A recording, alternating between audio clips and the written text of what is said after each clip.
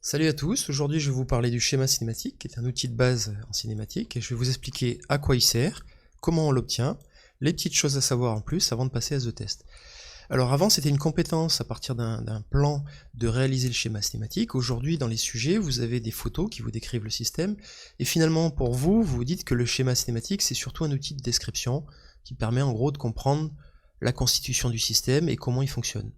Et quand vous êtes en TP ou quand vous faites de la CAO, c'est la même chose, le schéma cinématique finalement ce qu'il vous apporte c'est la constitution mécanique, ça vous permet également de paramétrer le système et ça sert de base à tout ce qui est calcul par la suite de fermeture géométrique ou cinématique. Alors là vous voyez j'ai gardé la même diapo parce qu'en fait c'est pas que un outil de description, c'est aussi un modèle. Un modèle c'est quoi? C'est quelque chose qui a été décidé, qui n'est pas unique et donc qui est discutable. Par exemple si on prend cet ouvre-portail, la liaison ici entre les deux bielles ici, elle a été décidée comme étant une liaison pivot, mais en réalité si vous avez une liaison qui est courte ici et qui a du jeu, eh bien elle sera plutôt assimilée à une liaison rotule. Même chose sur la CAO, vous voyez qu'ici on a une liaison pivot en A, ici ce qui a été décidé c'est une liaison rotule. Donc vous voyez qu'il n'y a pas de vrai ou de faux, ce qui est important c'est que c'est un choix qui va avoir des conséquences, mais qui n'est pas unique. Et c'est la même chose sur les modèles multiphysiques. Vous avez la même représentation, vous avez le même principe, c'est un choix qui a été fait, et ce qu'on attend de vous, c'est que les résultats que vous allez obtenir après dans les calculs, dans les interprétations, vous les reliez à ce choix de modèle qui a été fait, et que ça soit discutable. Alors ça va même plus loin, parce que c'est le point de départ, en fait, le schéma de la théorie des mécanismes, qui est une théorie qui fait appel à des notions de mobilité, de degré d'hyperstaticité, des graphes, mais si je devais la résumer un peu plus simplement, on va dire, c'est une théorie qui en fait sert à savoir si le système est bien conçu. Et ça c'est intéressant, je trouve, pour vous. Bien conçu pour une suspension, ça veut dire quoi? Ça veut dire qu'elle va avoir les bonnes mobilités, elle va bouger correctement, mais elle va être suffisamment rigide. Le problème, c'est que mobilité et rigidité vont pas ensemble, c'est-à-dire que dès que vous rajoutez mobilité, vous rendez le système moins rigide, et vice-versa. Donc on voit qu'une bonne conception, c'est un équilibre à trouver entre ça doit bouger mais pas trop, ça doit être contraint mais pas trop. Et ça c'est valable pour tout système, tout mécanisme, y compris un disjoncteur. Alors comment on l'obtient ce schéma? Eh bien la première étape c'est de relier les pièces en classes d'équivalence, c'est-à-dire des groupes de pièces qui ont le même mouvement, et que l'on peut donc regrouper. Quand vous arrivez sur un plan, c'est pas facile pour vous, vous avez besoin de recul, d'expérience, donc je vous donne quelques astuces. La première c'est de commencer par le bâti. Le bâti c'est souvent la partie la plus massive du mécanisme. Vous pouvez vous aider des hachures, par exemple cette partie et cette partie, c'est la même pièce, d'accord? Vous pouvez vous aider des vis, c'est-à-dire qu'entre ça et ça, vous avez une même classe d'équivalence, puisqu'elles sont fixées entre elles. Puis, vous cherchez à suivre le sens du mécanisme, dans le parti logique, donc de ce qui vous paraît être l'entrée vers ce qui vous paraît être la sortie, et vous coloriez les choses que l'on peut regrouper. Ici, vous regroupez par exemple l'arbre et la clavette, éventuellement la bague intérieure du roulement. Ça, ce sera la première classe d'équivalence. Puis vous passez à la suivante, la pièce rouge, qui en fait est toute seule, elle-même représente une classe d'équivalence, et puis vous basculez sur la pièce en sortie, ici la pièce bleue, en classe d'équivalence. Vous voyez que on n'a pas pris en compte tous les petits éléments, les petits joints d'étanchéité, ici, les bagues, on les associe à l'arbre, la bague on l'a associée à l'alésage. On a cherché au maximum à simplifier le mécanisme. La deuxième étape, c'est de choisir des liaisons. Pour ça, il n'y a pas 36 solutions, vous devez connaître les représentations normalisées, les mobilités de chacune des liaisons, mais la difficulté pour vous, c'est que ces liaisons ne vont pas exister telles quelles sur le plan. Vous n'aurez pas, en fait, une glissière, ça sera jamais ça. Une liaison linéaire annulaire, ça sera jamais une bille dans un tube. Par contre, je vous recommande de connaître pour chacune de ces liaisons la correspondance en termes de surface de contact. Par exemple, un pivot glissant, c'est un cylindre dans un cylindre. Un ponctuel, c'est une sphère sur un plan. Alors si on cherche les liaisons sur le plan vu précédemment, eh bien il y a des liaisons qui sont faciles. Par exemple les roulements, c'est qui fonctionnent par deux, et on sait que c'est une liaison pivot, donc pas de problème. Par contre, si on cherche la liaison entre la classe jaune et la classe rouge, certains vont regarder cette partie du plan, ils vont me dire ici j'ai une liaison rotule. D'autres vont regarder cette partie du plan et vont me dire non là j'ai un appui-plan.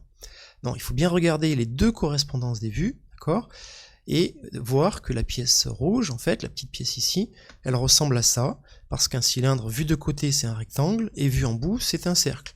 Et si on applique la méthode que je vous ai recommandée tout à l'heure, en fait on voit que cylindre sur cylindre, c'est bien ce qu'on a ici entre les deux pièces, même si c'est une portion de cylindre, et bien ce sera pivot ou pivot glissant. On tient compte alors des mobilités, et on voit que cette pièce-là, elle n'a pas d'arrêt axial, donc ce sera une pivot glissant. Donc vous voyez que sur ce simple exemple, on a vu que c'était pas facile de choisir la liaison en fait. Si on passe entre la pièce rouge et la pièce bleue, là on voit qu'on a une liaison de type rotule, puisqu'on a un contact sphérique, même chose que tout à l'heure. Et puis entre la pièce bleue et la pièce verte, là on a une pivot glissant. Alors je m'arrête parce que pas mal d'étudiants me disent, mais non, en fait c'est pas une pivot glissant, c'est une glissière, parce que la pièce bleue ne tourne pas autour de son axe vertical. Alors, vous avez raison, dans le fonctionnement normal du système, la pièce bleue, je pense, ne tourne pas autour de son axe vertical, mais où on fait une erreur, c'est qu'en fait on interprète soi-même ce qui va se passer. Alors que le concepteur, lui, il a décidé d'une pivot glissant, et donc il ne faut tenir compte que des deux pièces en contact, et ne pas interpréter soi-même le fonctionnement du système. La troisième étape, c'est de réaliser le graphe de liaison, donc on prend les classes d'équivalence, on les représente sous forme d'un cercle, on met les pièces qui en font partie, les principales en tout cas, on relie ces classes d'équivalence dans l'ordre logique, on évite les croisements, on met le nom de la liaison, le point d'application de la liaison, l'axe de la liaison, si possible. On peut également rajouter un tableau, voilà, donc il n'y a pas de difficulté particulière. Ensuite, on va enfin, ça y est, réaliser le schéma cinématique, donc on part de là, et première étape, on doit choisir le plan le plus adapté. Ce plan, en fait, n'est pas bon, parce que on voit pas la partie excentration de ces surfaces. Donc on est plutôt amené à choisir une vue de gauche. Ça nous permet, pour la partie excentration, de représenter cette sorte de manivelle. D'accord ? Donc après, qu'est-ce qu'on fait? On essaie de représenter le système à ce qui soit le plus compréhensible possible. On évite les positions particulières, par exemple on évite d'aligner les trois points, ce serait pas clair. On fait attention au piège, là pivot glissant, là pivot glissant et non glissière. On relie le bâti entre eux. On traduit les géométries particulières telles que les inclinaisons ou les excentrations. Là on a une excentration, eh bien on traduit ici. Et voilà, on conserve le même code couleur. Un autre exemple pour vous montrer une représentation 3D. Là on voit donc le même principe qui a été appliqué à ce mécanisme de ponceuse. Alors on voit qu'ici il y a une excentration d'axe, et bien cette excentration à nouveau elle se traduit par cette manivelle. Maintenant qu'on sait faire le schéma cinématique, qu'est-ce qu'il faut savoir en plus? Il y a tout un tas de petites choses à savoir. Par exemple sur ce moteur, vous avez entre les classes d'équivalence jaune et les classes d'équivalence rouge, vous avez une solution qui a été faite par palier. Et on sait que lorsque la longueur L sur D est supérieure à 1, lorsque la longueur de guidage est supérieure au diamètre ici de l'axe, on admet que c'est plutôt une pivot. Par contre, si c'est pas le cas, eh bien on admet que c'est plutôt une liaison rotule. Donc vous voyez que les dimensions des liaisons changent leur nature et l'hyperstatisme. En plus, on retrouve la même logique entre pivot glissant et linéaire annulaire. Ça veut dire que pour un mécanisme donné, on aura la possibilité, en fonction des dimensions, des ajustements, de choisir une pivot glissant, une linéaire annulaire ou une rotule. C'est un choix, comme on l'a vu tout à l'heure, qui est discutable. Alors il n'y a pas de vrai ou de faux, ça aura simplement des conséquences en termes d'hyperstaticité, en termes de rigidité du système, en termes de mobilité, comme on l'a vu au début. Ensuite, si la liaison n'existe pas entre deux pièces, par exemple entre cette pièce et le rotor, vous avez une liaison par cannelures qui sont ici bombées, et une cannelure bombée comme ça se traduit par une rotule à doigt. Le problème, c'est que en plus de cette rotule à doigt, vous avez un mouvement axial qui est possible. Ce mouvement axial, on va simplement rajouter une liaison glissière en série avec la liaison rotule à doigt. Même chose entre le rotor et le stator, vous avez à la fois des contacts linéiques tout autour et un appui-plan au fond. Et bien là aussi, entre ces deux pièces, on va mettre à la fois les lignes rectilignes et l'appui-plan. Les bagues déroulement, on l'a vu tout à l'heure, en fait les roulements ne sont pas vraiment pris en compte en tant que tels, on associe la bague intérieure à l'arbre et la bague extérieure à l'alésage. Les excentrations inclinaisons, il faut les reproduire. Si vous avez une inclinaison comme ça, eh bien vous devez la retrouver sur votre schéma cinématique. Si vous avez une excentration comme ce moteur Venkel rotatif, eh bien vous voyez cette excentration là, il faut qu'elle se traduise par cette sorte de manivelle. Tout ce qui est engrenage, poulie, roue, piston, etc. Alors une petite astuce, comment repérer s'il y a un engrenage? Il faut repérer ce petit trait d'axe là. D'accord? Alors il ne faut pas le confondre avec l'axe principal, ici, mais ça vous aide à repérer cet engrenage. De la même manière, si vous avez un engrenage extérieur de type couronne, l'engrenage que vous avez ici, vous devrez le retrouver en bas de votre dessin. D'accord? Ensuite, les représentations telles que les courroies, en général, on les représente comme ça, les cannelures comme ça, les pistons comme ça, les engrenages coniques comme ça. Si vous connaissez une solution technologique, tout de suite vous gagnez du temps, parce que vous avez là des paliers, vous savez que c'est une pivot. là vous avez un embout de type rotule, et là vous avez une clavette, c'est une liaison complète, donc vous gagnez énormément de temps à connaître les solutions techniques. Lorsque vous avez des liaisons qui sont alignées, là vous avez une pivot, et vous avez une hélicoïdale sur le même axe. En général, on a un problème de représentation. Donc qu'est-ce qu'on fait? On utilise ce décroché. On a deux solutions, soit on peut décrocher la pièce 1, soit on peut décrocher la pièce 2. En général, l'écrou étant à l'extérieur, on va plutôt décrocher l'écrou, comme ça. Mais on peut tout à fait décrocher la vis. C'est pas mal aussi de dessiner le schéma cinématique sur une photo ou sur la représentation CAO du système. Hein, regardez, c'est très clair.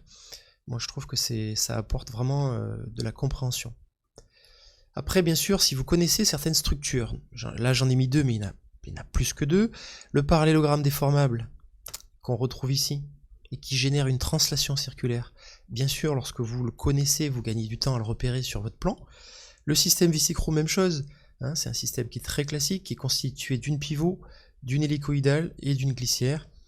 Évidemment, on va gagner énormément de temps à connaître le mécanisme par avance. Maintenant qu'on a terminé les cas particuliers, je vais vous parler de schéma minimal. Alors on commence par les roulements. Les roulements, en général, lorsque vous avez des roulements à billes, ils fonctionnent par deux, et ils sont assimilés à une liaison pivot. D'accord.